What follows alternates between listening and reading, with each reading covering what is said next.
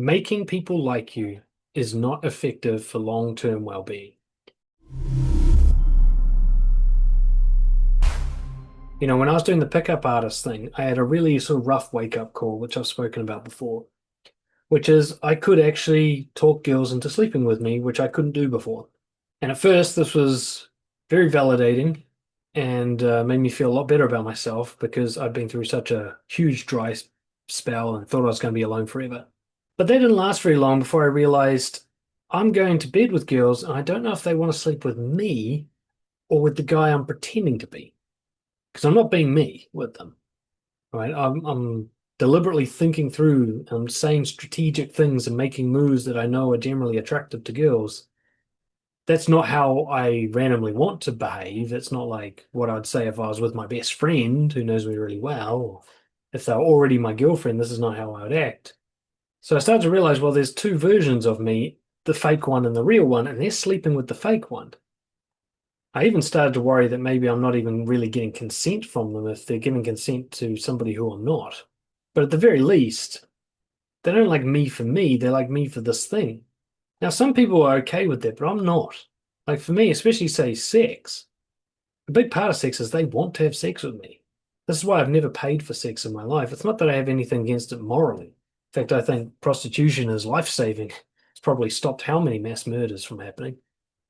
But for me, if I paid someone, I'd never be sure that they wanted me. I'd never believe them. They'd never be able to convince me of it. And I realized with doing the pickup stuff that if I seduce someone into liking me, no matter how long the relationship lasts, I'll always be in doubt whether they actually like me or if it's the performance. Even if you're a nice guy provider type, you're always going to be worried, is it the providing that makes them like me? If I didn't provide, would they still like me? That's how people get like retroactive jealousy and paranoia about cheating loyalty with their partners. They know that they're like on conditions. They don't have unconditional love, not because the other person's incapable of unconditional love, because you never gave them the choice. A lot of men complain, oh, women can never love a man unconditionally.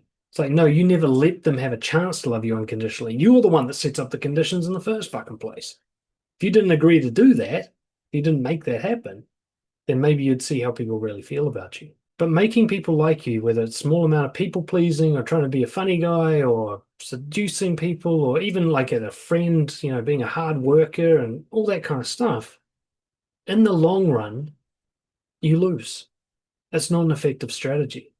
Short-term win for long-term suffering.